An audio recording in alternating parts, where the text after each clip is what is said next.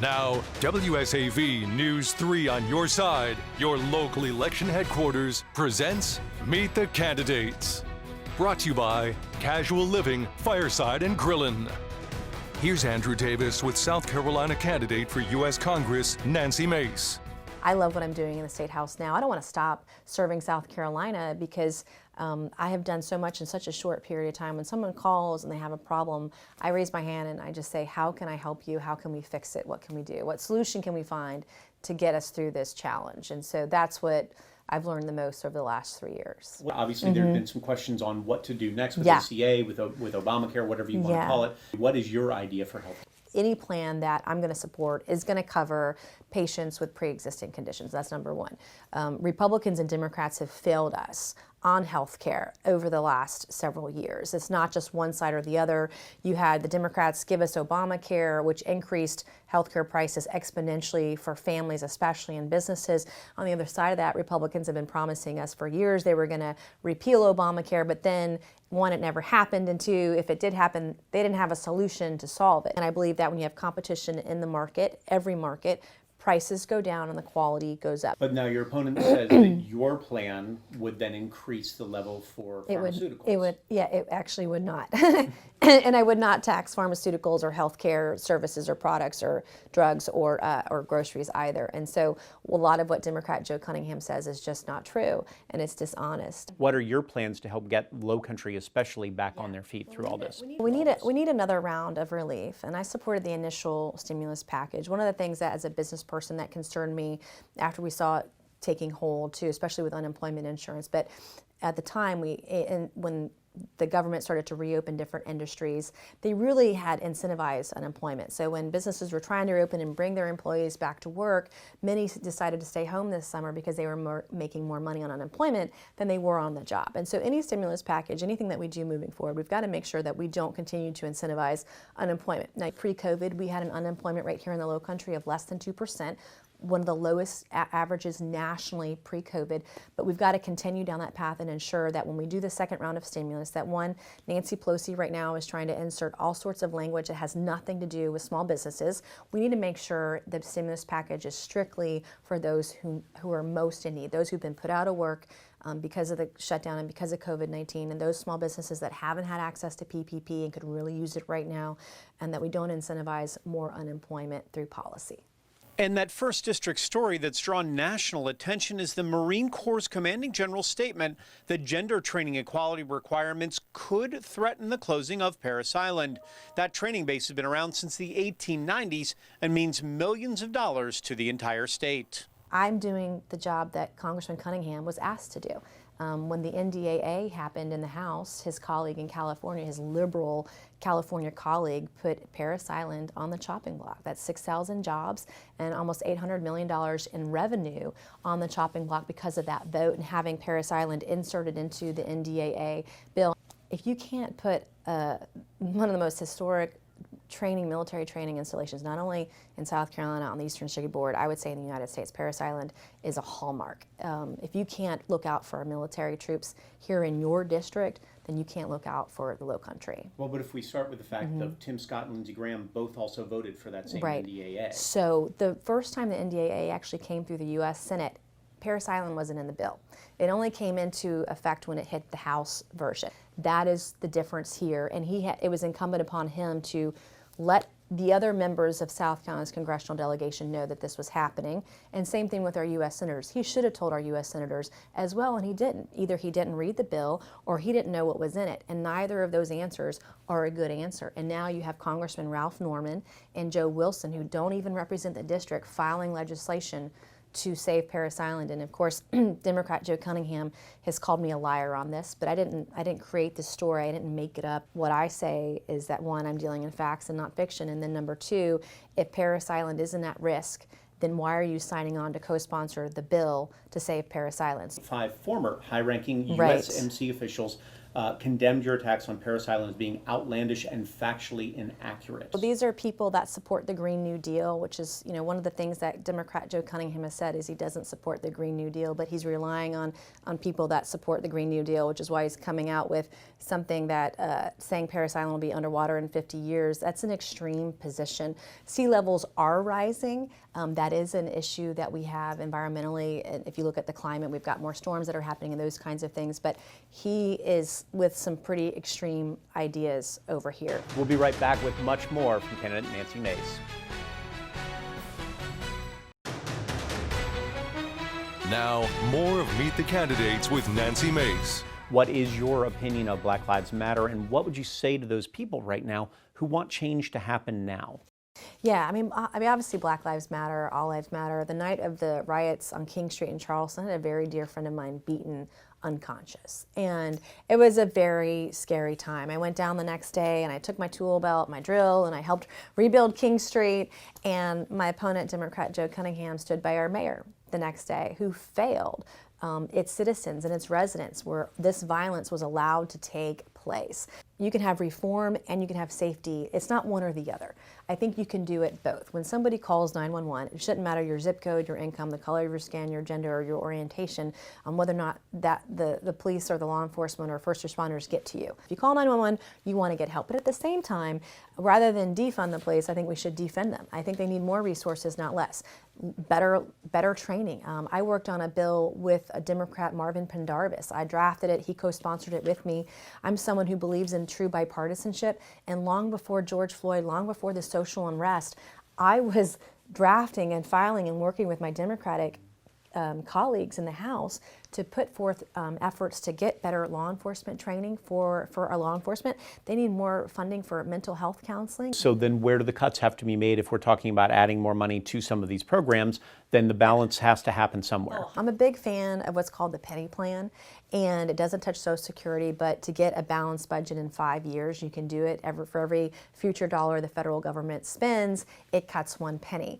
And everybody can find a penny out of $1. I mean, if you and I have to do it during tough times or during COVID-19, certainly the federal government can do it. And the problem is that neither side right now, neither Republicans or Democrats, are talking about spending or cutting spending or how we're going to pay for all the stimulus, because you can't raise taxes on people who can't work. I mean, the math doesn't add up. And so at some point we have to hold the federal government accountable and have this conversation. For years now, it's been Democrats wanting more money spent on social programs or welfare programs, and in exchange for that, Republicans want more defense spending. And so no one is holding either side accountable. And so all we have is more spending and no cuts. And so that is the plan that is bipartisan. It balances the budget in 5 years, doesn't touch Social Security. You're talking about that's exactly what we need, is more of that civility and talking back and forth, which doesn't happen right now. What do you think you can bring to try to bring some of that civility back? I've operated that way at the State House. I mean, when members of my own party have crossed the line, I've always raised my hand and say no more. And so we really want someone who's going to have the backbone to stand up against their own leadership. And that is not an easy thing to do. A lot of times when people get elected, they get drawn into it, they get sucked into it, and they get drunk on power, I like to say, and feeling important. But that's never been what this is about for me. It's always been about how can I make the community better? How can I make businesses grow and start up and thrive and prosper? How can I make families work and prosper? How can I get people educated? How can we have the highest quality of life and the best place to live right here in the Low Country? And I've done it by reaching across the aisle. Because of the divide in Congress, that term limits are something that are necessary. I love term limits, but it's literally never going to happen. If you have politicians vote on limiting their time in office, it's never going to happen. So one of the ways I think that you could do that is by limiting the term that someone is a chairman of a committee or a subcommittee chairman, and shuffle the deck. So that would be one. Again, it's not perfect, but if you want to find a bipartisan way of getting that done, that is where you start. Issues with climate change somewhere, and whether you believe or don't believe in what you've said so far. I know some of the statements have been confusing. Why don't you clear it up here? What do you believe about climate change? I mean, I believe in the science. I've said that before. I don't think we should be attacking people whether they believe in it or not, which was the statement I was trying to make when we were having this debate. But one of the first things that I did as a state lawmaker was sign up for the Seawall Coalition, which is now the American Flood Coalition. I have a 100% conservation rating with the conservation voters of South Carolina, higher than most Democrats. My first bill I ever filed as a state lawmaker, long before I ever decided to run for Congress, was an anti-offshore drilling measure. The first rally I ever spoke at was an anti-offshore drilling rally.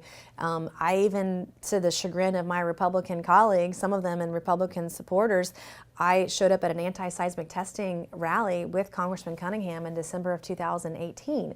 And so I've led on this issue for a very long time before he ever decided to run for office. That's why I think it's really important that we hold people accountable. It's why it's really important for people to look at my record and look at the things that I say and the things that I follow through with and the things that I actually do. When you want to talk about, there's so much racial and social unrest right now. As a Republican, I've worked on criminal justice reform. I've done prison reform. I actually passed that bill into law this year, long before George Floyd ever happened. And so I'm someone who cares about our community in every way, shape, or form, and it would be the honor of my lifetime to represent the Lowcountry. When Meet the Candidates continues, we'll speak with South Carolina's other congressional candidate, Joe Cunningham. In 2018, Joe Cunningham was a political outsider looking to take over a congressional seat that hadn't been won by a Democrat in more than 40 years. 2 years later, after getting thousands of votes here in Charleston County, he's looking to draw the support of the Lowcountry to get him that second term. You try to represent the district and you try to be yourself. I didn't go up there to represent a party. I didn't go up there to represent a president. And when I talk to folks, by and large, they want somebody who's going to work with the president when he's in line with our district's values, and then oppose him when he's not a rubber stamp. And so that's exactly what I've done. That's why I've been ranked the fourth most bipartisan member out of 435. That's why we got the endorsement from the U.S. Chamber of Commerce. It's not about going up to D.C. to represent a party. It's about going up there to represent your district and the constituents. And quite frankly, it's not only just the stats, it's the results. Like our bill, the Great American Outdoors Act, which provides permanent funding for Land Water Conservation Fund for areas just like this, where we're sitting right now. It has been called the greatest environmental piece of legislation in half a century. That was my bill in the House, and President Trump signed that into law. So, we also got a bill passed that helps out veterans with their benefits. I think those are the results that can happen when you put partisan politics aside and start working together. How much money needs to be pumped in before we need to stop, and what is the next step to try to get people through this if there is especially another spike? Yeah, well, there's a framework that we put forward as the Problem Solvers Caucus, and it's a combination of state and local assistance, because we've seen the coffers and municipalities been depleted, and so we're going to see services possibly suffer as well. There needs to be another round of PPP loans, which have been very helpful to small businesses. We can't go through the rest of the year without any type of help, because we're going to lose a lot of businesses, a lot of employees, and our economy is going to suffer greatly because of it. The thing that's most concerning to me is that right now you got small businesses in Hilton Head and Bluffton and Beaufort that are shutting their doors, and they're laying off employees because they don't have the business, and they need relief. And what kind of message does it send when the Senate, the only committee that's operating right now, the only piece of business on their plate is ramrodding in a Supreme Court justice? That sends the message that stacking the bench or ramrodding in a justice is more important than keeping those businesses in Bluffton, Beaufort, and Hilton Head open. There are ways that we can tighten the belt. We can cut some of the fat out. We passed a bill earlier this year to allow Medicare to negotiate the price of prescription drugs. That'd save our government $500 billion right there. But the last thing that I feel like we need to be doing right now is raising the taxes on people. I know that my opponent, her tax plan adds on 23% tax on groceries and prescription drugs. If you add the 7% state sales tax, you're going to be paying 30% tax when you check out at Publix or Walgreens or CVS or Harris Teeter. And I think that that's going to be the last thing to help us pull ourselves out of this economy. There is, of course, an incredibly great divide between the two presidential candidates on global warming out there. So what are your feelings on the issue? How far do we need to go? First step, I think, is admitting that climate change is real and mankind is having an impact on us. And I know my opponent wants to dispute the science of it, when in reality, there's nothing to dispute. You know, all the scientists are in agreement that climate is changing and that you know, mankind is having an impact on it. I mean, you could just be sitting on the crosstown here in Charleston on a sunny day and experience flooding. The king tides are more and more frequent. The hurricanes are intensifying. I mean, we see it, you know, from Hilton Head all the way through Charleston. Recognizing that it's happening, and the question is, you know, what do we do about it? Whether or not we can take this challenge and turn it into an opportunity to move away from dirty energy resources to clean, renewable ones. Not overnight, but through a series of, you know, carrots and sticks for businesses to make that transition, for governments to be more responsible. I think we can do that. And I think, you know, Parris Island sets a good example with their solar energy. You know, they make enough solar energy on their base to supply their entire military installation. In fact, they make so much they export some off the base. The biggest threat right now is climate change and rising sea level. And I'm running against somebody who doesn't believe in climate change. But we've got to inject the resources that are necessary, you know, to protect Parris Island from flooding, whether it be seawalls or improved infrastructure. So look, I think my record speaks for itself when it comes to protecting Parris Island and making sure they got the resources. One of the very first trips I took as a member of Congress was down to Parris Island. That's when they told me they needed to update their firing range and other resources. And that's why I helped secure over $37 million in additional funding for Parris Island. So, you know, the mayor of Beaufort has called on her to remove her TV ad. A lot of men and women who have served our country are calling her ads false and her notion of her allegations false. Even Senator Graham said they're false last week in front of her, and she reacted with disgust, which I think is sad that she's wanting to play politics with our military. Got much more with Congressman Joe Cunningham coming up right after the break. Now, more of Meet the Candidates with Joe Cunningham. You talk about the bipartisan issue and working with that. Your opponent has said that you voted with Nancy Pelosi 90% of the time, something or close to 90% of the time out there. What's your response to the idea that as she claims that you are not an independent thinker? Yeah, I would tell her that, you know, like my dad told me, numbers will tell you anything if you torture them enough.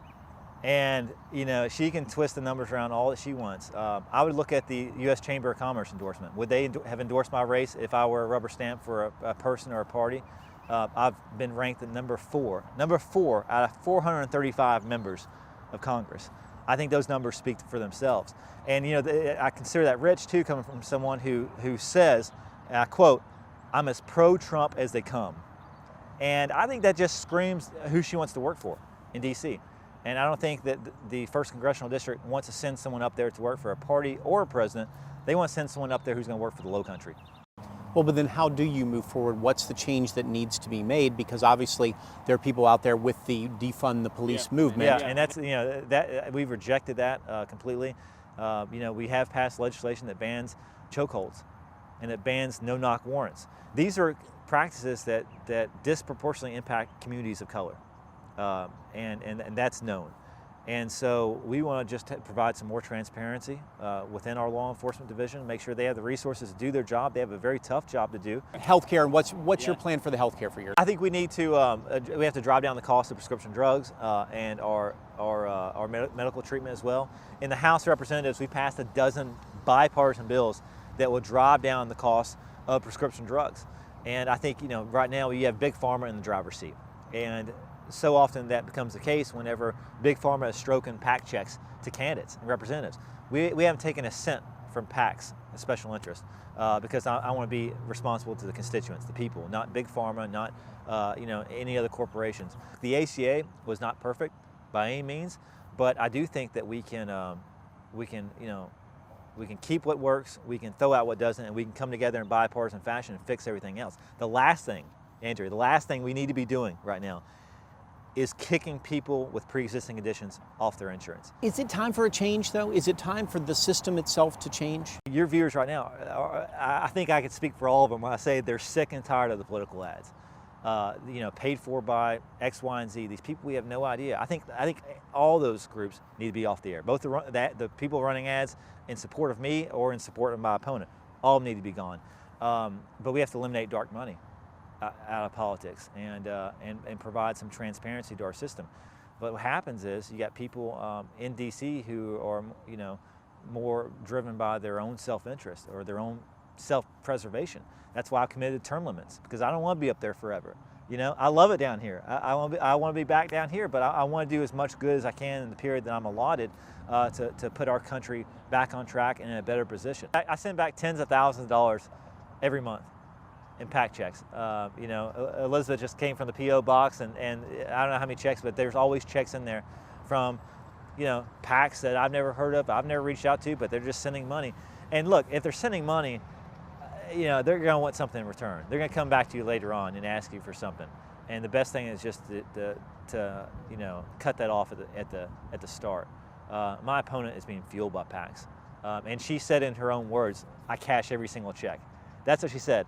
Those aren't my words, those are hers. And so I think that's a testament to who she wants to work for versus us going to D.C. to serve the Low Country. Work that we've been doing the last 2 years on a local level in our constituent service has been nonpartisan. We're not asking if you're a Democrat or Republican. I'm going to continue to serve the Low Country, not just serve the precincts that supported me, or not just serve one party or president. I got into this to change it, not be changed by it. We hope you've enjoyed this WSAV News 3 on Your Side special presentation, Meet the Candidates, brought to you by Casual Living, Fireside, and GRILLIN.